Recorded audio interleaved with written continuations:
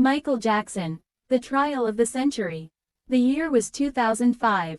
The world's most famous entertainer, Michael Joseph Jackson, stood at the center of the most publicized criminal trial in modern history.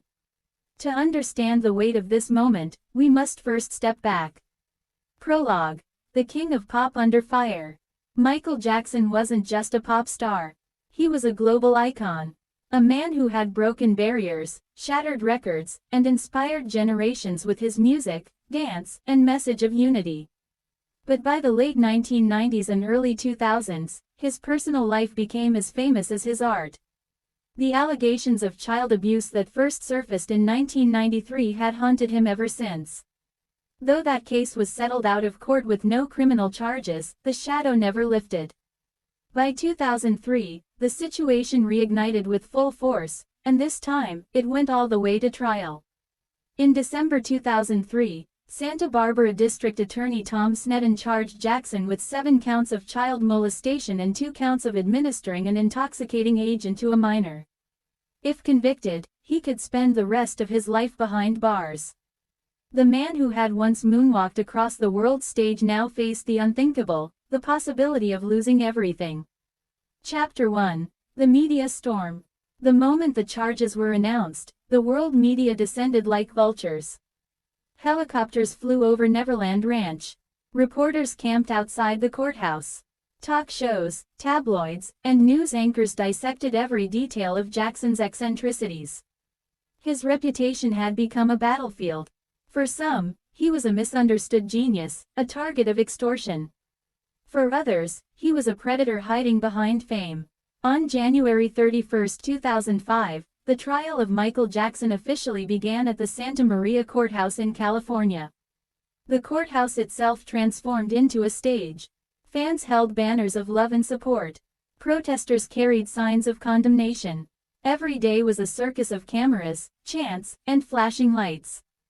Michael, dressed in sharp suits, walked into the courtroom with sunglasses, often holding his mother Catherine's hand. His family sat behind him, a wall of support against the storm. Chapter 2. The Prosecution. The state's case relied heavily on the testimony of one family, the mother of a 13-year-old boy who had stayed at Neverland. The prosecutors painted a picture of manipulation. They said Jackson had lured the boy into his world of wealth, sleepovers, and trust, only to cross boundaries that should never be crossed. They claimed Jackson provided wine, calling it Jesus juice, and molested the boy on multiple occasions. Tom Sneddon, the prosecutor, was relentless. He had pursued Jackson for years, determined to bring him down. To him, this trial wasn't just about one boy, it was about holding accountable a superstar he believed was untouchable. Chapter 3. The Defense. On the other side stood Jackson's legal dream team, led by the fiery attorney Thomas Mesereau. Mesereau's strategy was clear: dismantle the credibility of the accuser's family. He argued that they had a history of lawsuits, manipulation, and financial motives. He presented them not as victims, but as opportunists. One by one, witnesses took the stand. Some claimed to have seen inappropriate behavior. Others, employees, family friends, celebrities, testified in Michael's defense. Mesereau cross-examined with surgical precision. He tore holes in the family's story, pointing out inconsistencies. He reminded the jury that Michael had been a generous, childlike soul, someone who saw children as companions, not victims.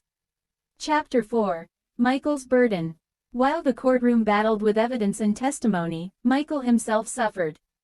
He was visibly frail during the trial. Some days he needed help walking. Other times he looked exhausted, overwhelmed by the weight of the accusations. Behind closed doors, he was battling stress, insomnia, and health issues.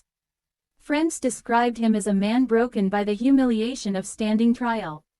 Yet every morning, he walked into court with dignity. He waved to fans outside, who shouted words of encouragement. "We love you, Michael. Stay strong, Michael." Their loyalty gave him strength, but the fear of conviction hung over him like a death sentence. Chapter 5. The verdict approaches. After months of testimony, the case reached its climax. The jury, 8 women and 4 men, withdrew to deliberate. They held Michael's fate in their hands. Outside the courthouse, tension electrified the air.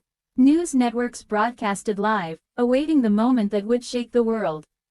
Michael waited with his family, silent, pale, and prayerful. Chapter 6. The Verdict. June 13, 2005. The courtroom was packed. The world held its breath.